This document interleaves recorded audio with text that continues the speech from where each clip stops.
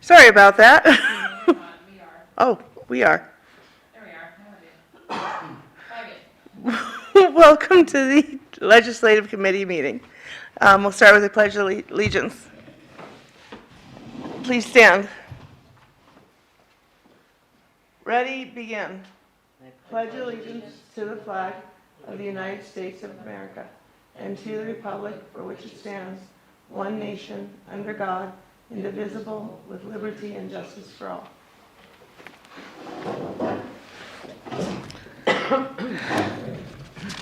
Okay.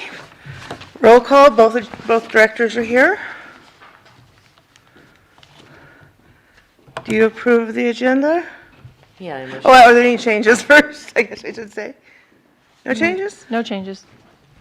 I motion Okay. to approve. Okay, I'll second that.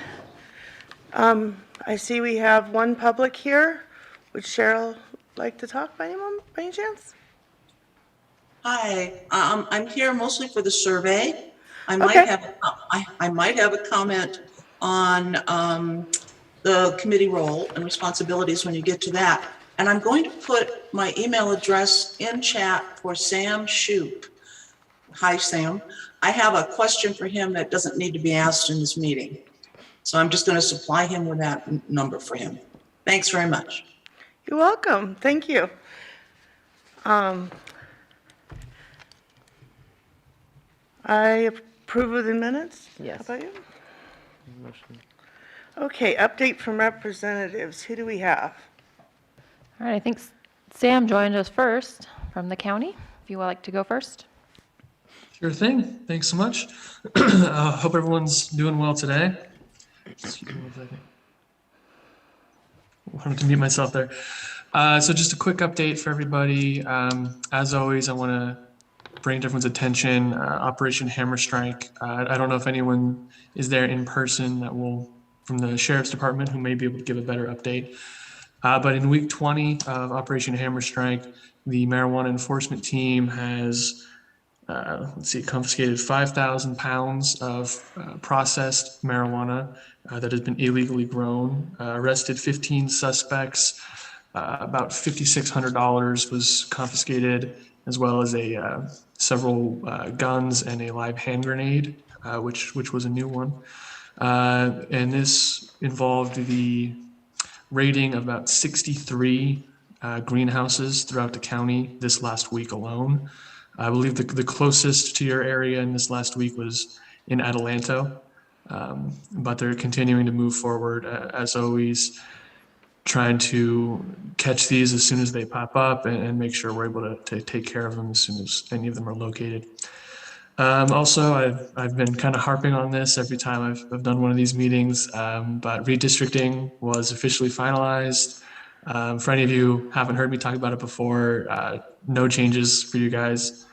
Phelan, Pinion Hills, Wrightwood as well are all going to stay with us with Supervisor Cook in the 1st District. So nothing big on that. One other thing, testing kits have been a big issue countywide. I don't know if anyone has noticed, we have run into a small shortage over the last week or so, but we're expecting to have a decent number of them return to the county and get out to all of our local testing sites by hopefully tomorrow or the end of this week. And then we can make sure everyone's able to get those again and be well aware of their own safety and all of those things.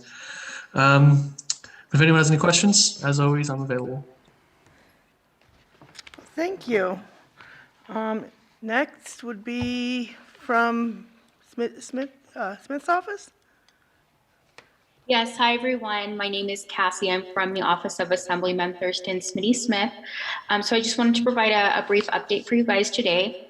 So the Assembly and the Senate did go back into session on January 3rd. So right now they're currently in session.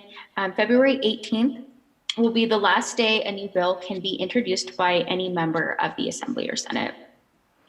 And then following their introduction, they'll go through the committee process, which needs to be completed by April 29th. So Governor Newsom did put out a budget proposal to the legislature. This week, Governor Newsom outlined his budget proposal. for this current fiscal year. The total state spendings was $286.5 billion, which is $23.9 billion more than last year. This budget cuts $1.5 billion for forest health and fire prevention from last year's budget. This is something that Assemblyman Smith is opposed to cutting. The budget also produces suspending a gas and diesel tax increase, $525 million scheduled to go into effect in July of this year. This is something Assemblyman Smith supports. We desperately need tax relief. Looking more into Assemblyman Smith's legislative package for this year and stuff he's currently been working on. Currently, the Council is drafting 3 bills in regards to illegal cannabis grows. So this is what Sam was talking about earlier, and this is something that the state is also taking really seriously here in our district. So these bills are going to be about illegal cannabis cultivation penalties, prosecute illegal grows who are using illegal pesticides that harm our water table, and aiding and abetting water theft for illegal grows. He's also working on legislation and a resolution against the proposal to make the Western Joshua tree an endangered species. So that's all I have for right now, but if you guys have any questions, I'll put my email in the chat. Feel free to send me an email or to call our ledge office. Thank you. Thank you. Is there anybody else? I don't think so. I do not see anybody. No. Cheryl, by any chance, do you have any questions for him? Was that to me? Yes, do you have any questions for them? For them, no. I'll talk to Sam separate whenever you have a chance, Sam, no rush. Just wanted to check to make for sure before we move on to the next. Okay, next is review of draft community survey. Yes, so this hasn't changed a whole lot from the last time the committee looked at this. This is in the board packet for tomorrow night's meeting. And this is just to give you guys a chance to see if you want to make any changes or have any recommendations before the board meeting tomorrow night. So I'll just go through it real quickly. Basically, it's just going to go ahead and use this opportunity to see what the main concerns of the residents are. To them. And then also if they think that the district's doing a good job. Also, they're going to gauge how often the poll participants visit our parks. And then they're going to have an opportunity to state which features or listed features are important to them. So you can see in there, question 9, it goes through each element and they get to explain if it's important or not important. And then we get into kind of the meat and the potatoes issue of this down when we get to question 11 is, are they willing to pay a parcel tax of $7.91 a month, which is $95 per year on the assessment. And that would be for everything in the park except for a pool and the community building. So all of the other elements. And then we ask if they'd be willing to pay $135 a year, and based off of our current estimates, we believe that would pay for all of the park elements with the exception of a community center, that big building, and a pool. So this would be a pool and all of the park elements. And then kind of dialing in their thoughts, like somewhat willing or not willing at all. And then we collect some demographic data. So if the board is satisfied with this draft survey, this would go out next week. And then there would be raw data available at the board funding workshop at the end of the month. So I think it'd be really helpful to know at that meeting, is there an appetite from the community to pay some type of parcel tax to help build this park? Because if it is pretty abysmal, staff recommendation is going to be not to proceed with a ballot measure.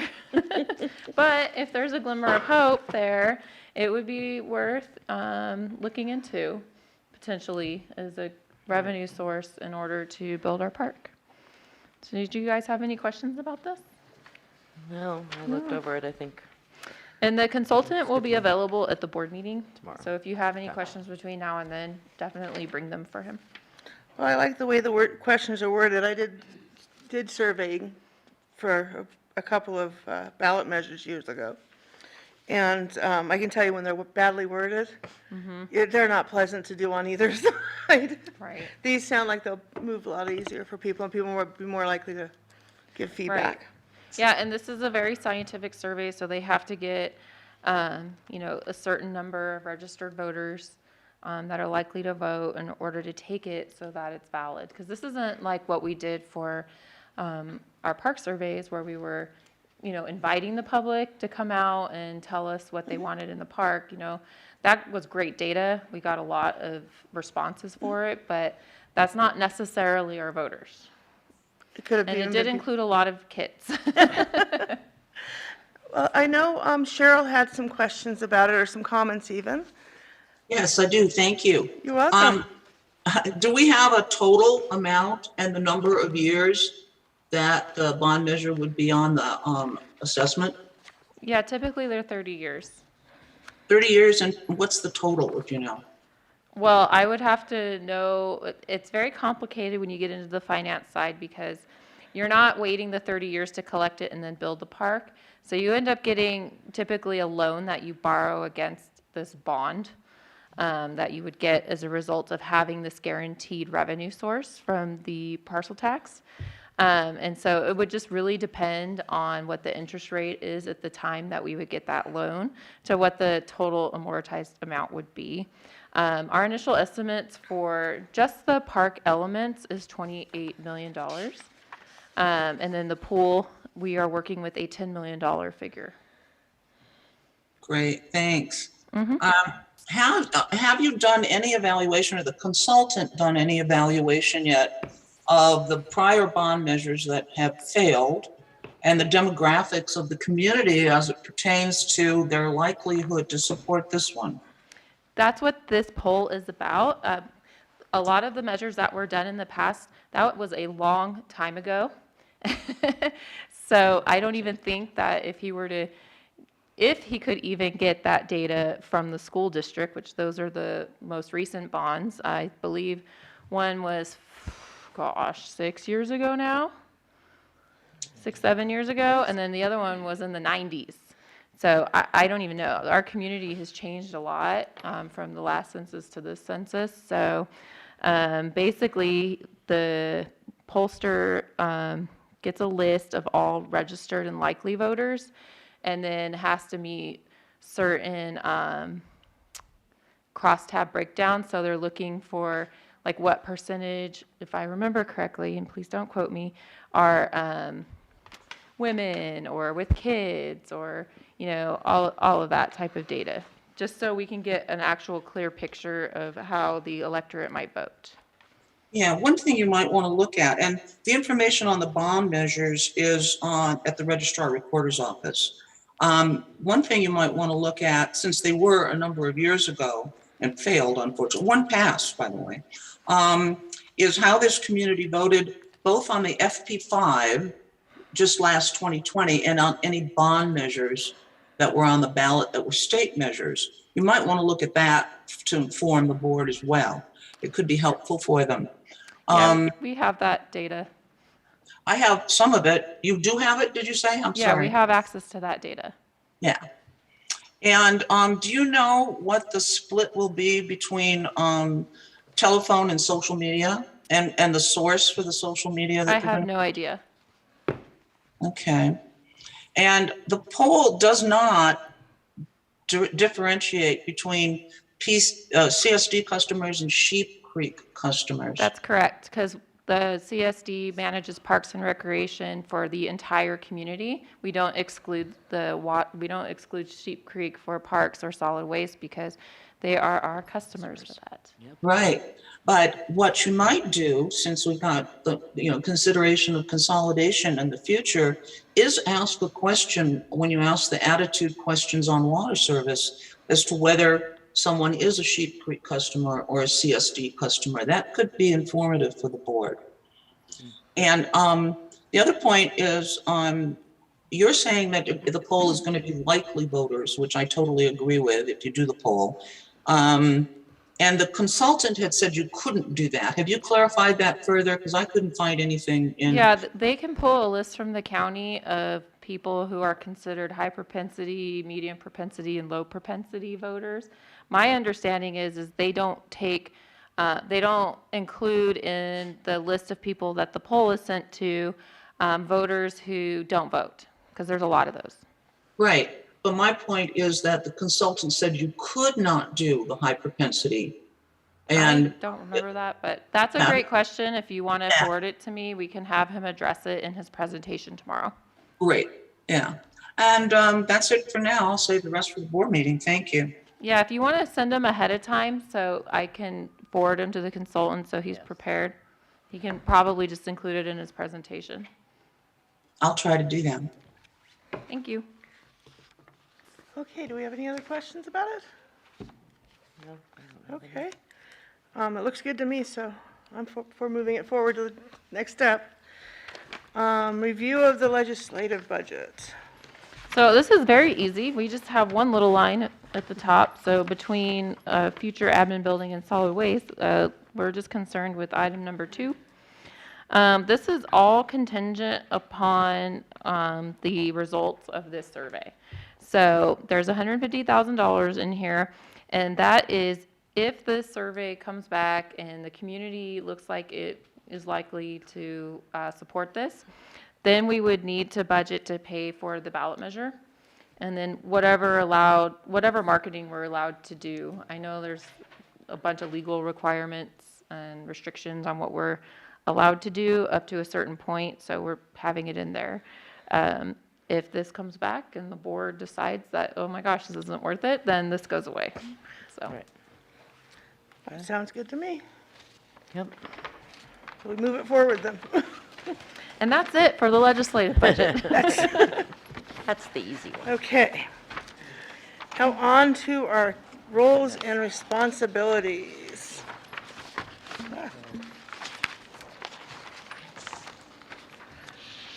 Okay. This is just the same from previous years, right? Yes, this Yeah. is what this is exactly what 7 was years. in the packet the last time the board looked at this. So I don't know if you guys had anything that you wanted to change. I didn't notice anything myself. How about you? No? I'm fine with it. It I can know stay sh- the same. I know Cheryl had a couple of, a comment or two about it or some questions. Thanks. Yeah, just could you, if you want to, discuss how you accomplish these goals and what what your time frame is for accomplishing them. If you have done some of the work or some of it should be changed, which is what you're doing right now. It isn't clear to me. I mean, this is the committee's responsibility, if I understand correctly, not staff's responsibility, although certainly staff works on board-approved projects. So if you could clarify that, it would be helpful. Thanks. Okay, can you rephrase that? Because I guess I'm not quite understanding. This is generalized, I mean, as what's been going on These are for years. ongoing Yeah. tasks and goals. There's Yeah. not an end expiration date. Like, it's not like, This is due not next like week. engineering or parks where they might have a specific project they're working on. This is more like every month. The board will, the committee members will report to the board on its, not monthly, I'm sorry, quarterly now. The committee members give a report to the board, and that's done during the committee comments. And so, or if we had a specific issue, like right now we're working on this poll, and so the committee would weigh in at the board level on kind of their thoughts and what's happening with that. Right. So, I mean, does that kind of address it? No, but maybe I'll save it for another day. Yeah, and like the committee's always working to maintain and improve relations with our elected representatives. So just by virtue of having this meeting, we have two of our elected representative staff members out here, which creates that channel open, and we're fostering good relations. Yeah, I don't know. They, I feel like they're always working on these. It's sort of a constant communication between other agencies even, like the association meetings that we go to monthly, the going to the TAC meetings at, and Mojave Water can fit into that as well, because you're still communicating with other people connected to us. I think it's pretty much the communication with other agencies branch of our agency. Be the best way to say what we are. May I ask another question? Sure. Yeah, I tried to get a link to sit in on those TAC meetings at MWA and wasn't able to. Is there some way you could facilitate that? Go ahead. You should be able to call over to Mojave Water Agency and they can set you up with that. It's also on their agendas on the login procedures for that. Were you able to contact them and? I did contact them. They were not helpful? They weren't. Okay, let's see what we can do. I'll call over there and see if we can make it more accessible to our customers. I can email you the link for that. Yeah, the link I'm interested in is just listening in on the meetings, because I'm particularly interested in the illegal cannabis, which I think they're talking about, right? Yes, they have been. They've had numerous reports coming back to that committee. Great. Thanks so much. I appreciate it. You're welcome. Thank you for your input on that. Okay, so they look good to me, so we move them. I don't think the board will even have to look at this if we don't need to update them, do they? Yeah, so once every committee has gone through its roles and responsibilities, they'll all go to the board on the consent item just for acceptance. Okay. I think we had one change so far, so, from a committee. Okay. And do we have any reports from staff? I have nothing further. Nothing? Okay. And do you have any comments you'd like to make? I do not, thank you. And same for myself. Review of action items. There were none, and then I just have one that's not specifically related to this committee, but kind of. I'll send Cheryl that link for the TAC meetings. Well, thank you. And our next meeting will be in a month from yesterday. Yeah, that'll be our regular meeting. So this was a Okay. special one just to make sure we had a chance to look at the survey and our budget, which technically Parks pays for that, but we're kind of facilitating this whole legislative process should it move forward. Thank you. I think, Cheryl? Yeah, just one more. Sorry. Oh, no problem. I think with redistricting, we're going to be saying goodbye to Ms. Vickers at some point and thanking her for her assistance with Assemblymember Smith, because we're going to be in AD 41 now. So I don't know if we want to say that. I don't know quite when that takes effect. Perhaps she could help us. Yeah, it won't take effect right now. I'll keep you updated on when that stuff will start doing the switch with redistricting and whatnot. But yeah, for right now, I'll still be here. But thank you again. I do enjoy coming out to these meetings and everything. And I imagine that Assemblyman Smith's office will still be one of our biggest advocates because they really do understand our community like none other. They represent right now just a tiny portion of our district, yet they're our main ally out here in the legislature, and I'm having a hard time seeing how our representative from Pasadena is going to quite get what's going on out here as well as Assemblyman Smith's office. So, Cassie, I can tell you will still be hearing from me on our needs out here indefinitely. And hopefully we can get one of the new representatives contacts over here. Yeah, so I'm going to be inviting them to start attending our meetings. We'll see if they do. Hopefully they do. That would be nice. Well, thank you for bringing that up, Cheryl. I totally forgot about that piece. It, definitely a shifting time. Yeah, all of our districts have changed. We're out of SD 23 as well. Parts of Wow. it, yeah. All new faces to get adjusted to. Well, I think that's it for this meeting, unless anybody else, anything else they'd like to add before we all sign off? I think we're good. Okay, thank you. Thanks, everyone. Bye, everyone. Have a great day. Bye, everyone.